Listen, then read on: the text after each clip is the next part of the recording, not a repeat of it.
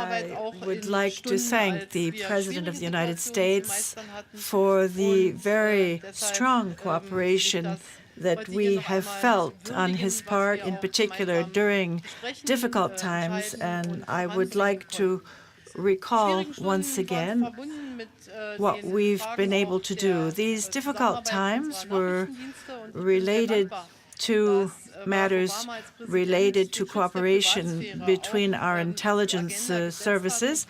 And I'm very pleased to see that Barack Obama, as president, has put on the agenda the issue of the protection of privacy. We know today how important intelligence is today in the United States, but all over the world, in particular in the fight against jihadi terrorism. Our relationship is very strong and very close in the field of the economy. Last year, the United States of America was the major trade partner with Germany. And that's one of the reasons why I have always committed myself in favor of a trade partnership with the United States. Our negotiations have made progress, but have not been completed. But we have reached certain progress, and we will most likely meet again in the future to continue. We share a conviction that globalization must be humane. We cannot go back to the pre-globalization world. That's why this type of trade partnership, which goes beyond customs regulations, is a very positive element, and I'm very pleased about the progress we've been able to make with Canada. We have also made progress in the protection of the environment and the fight against climate change. Under Barack, or rather without Barack Obama, we would not have been able to succeed at the COP21. The cooperation with the United States and between the United States and China made it possible to sign the Paris Agreement. And this should give orientations to the entire world and satisfy the needs of sustainable development and the 2030 agenda. Another point I'd like to mention is Africa. Africa, as a neighboring continent, is extremely important for us in Europe. The development of African countries is in the interest of all, for us as Germans, but also for the European Union. This is going to be a theme of concern in the coming years. We also discussed the fight against ISIL. Germany has cooperated in the past and will continue to cooperate in supporting the Peshmerga and monitoring the airspace. But clearly, the United States is bearing the brunt in this fight. And that is why what the President says, that is, that Germany and the European countries must commit themselves more and more within the framework of NATO. Germany has heard the message and understood it and has begun reacting to that message. We have cooperated very closely within the military framework that we would like to move forward with and accompany it with a political framework in Afghanistan. We've also cooperated on the topics dealing with Crimea, the annexation of Crimea.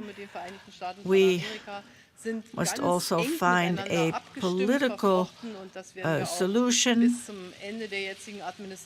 and cooperation with the United States is necessary in those areas. We're going to continue with the present administration of the United States, and we hope to be able to do that afterwards. We've come to the end of a period of very intense cooperation because from the point of view of Germany, the relationship between Germany and the United States is really the main pillar of our foreign policy, linked to our interests and to values that represent a common platform: human rights, freedom, democracy, and a commitment in favor of a free world order.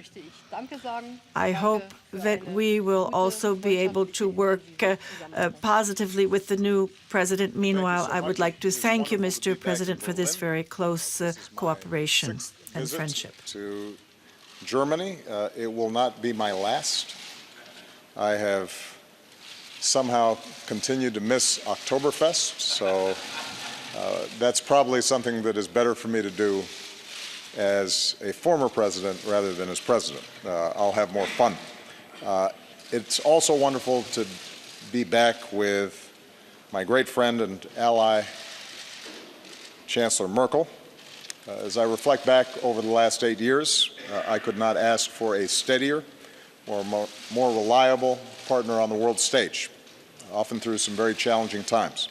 So I want to thank you for your friendship, for your leadership, and your commitment to our alliance. And I want to thank the German people for the incredible partnership that our countries have been able to establish all these years. Last week marked the 27th anniversary of the fall of the Berlin Wall. The United States was proud to stand with the people of Germany as this nation and this continent reunited and rebuilt and reached for a better future. And it's a reminder that the commitment of the United States to Europe is enduring, and it's rooted in the values we share, values that Angela just mentioned: our commitment to democracy, our commitment to rule of law, our commitment to the dignity of all people in our own countries and around the world. Our alliance with our NATO partners has been a cornerstone of U.S. foreign policy for nearly 70 years, in good times and in bad, and through presidents of both parties, because the United States has a fundamental interest in Europe's stability and security. The commitment that Angela and I share to this guiding principle has formed the basis for our conversations this afternoon. We discussed our efforts to keep our countries competitive and to create jobs and opportunity on both sides of the Atlantic. The negotiations on agreements like TTIP have been challenging, and obviously at a moment when there's concerns about globalization and the benefits that accrue to particular people, it is important that those negotiations and channels of communication remain, because ultimately what we have shown over the last several decades is that markets and trade and commerce can create prosperity in all of our countries, that it's not a win-lose situation, but it can be a win-win situation. And at a time when the European project is facing challenges, it's especially important to show the benefits of economic integration by continuing to invest in our people and working to reduce inequality, both within and across our countries. I reiterated our hope that negotiations over the United Kingdom's exit from the EU will be conducted in a smooth and orderly and transparent fashion and preserve as closely as possible the economic and political and security relationships between the UK and EU. And I continue to believe what I said in Hanover, that the EU remains one of the world's great political and economic achievements, and that those achievements should not be taken for granted, that they need to be nurtured and cultivated and protected and fought for, because the achievements that we've seen on this continent, in contrast to a divided Europe of the previous century, are ones that remind us of how important it is that we work together and that we are willing to uphold principles that have resulted in unprecedented prosperity and security throughout Europe. and around the world. With the threat of climate change only becoming more urgent, Angela and I focused on the need for American and EU leadership to advance global cooperation. Both of our nations were proud to join the Paris Climate Agreement, which the world should work to implement quickly. Continued global leadership on climate, in addition to increasing private investment in clean energy, is going to be critical to meeting this growing threat. Of course, we discussed our commitment to meeting shared security challenges, from countering cyber threats to ensuring that Iran continues to live up to the terms of the Iran nuclear deal. I commended Angela for her leadership, along with President Hollande, in working to resolve the conflict in Ukraine.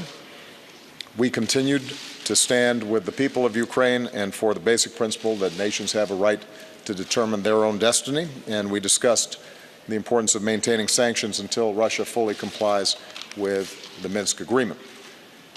As part of the coalition against ISIL, we are putting that terrorist network under tremendous pressure.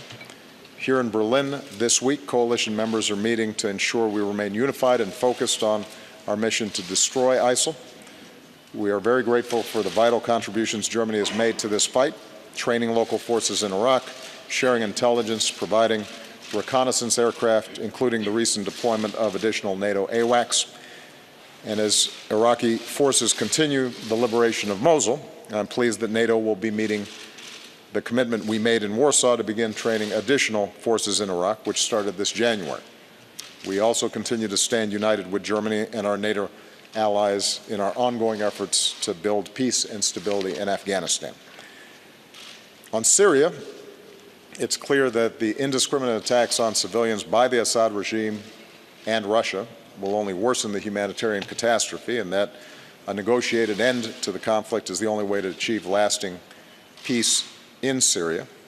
Angela and I also agreed the need for a comprehensive and humane response to the devastating humanitarian crisis in Syria and for the influx of migrants and refugees from around the world. We need to build on the progress achieved at the UN Refugee Summit, which yielded new commitments from some 50 nations and organizations.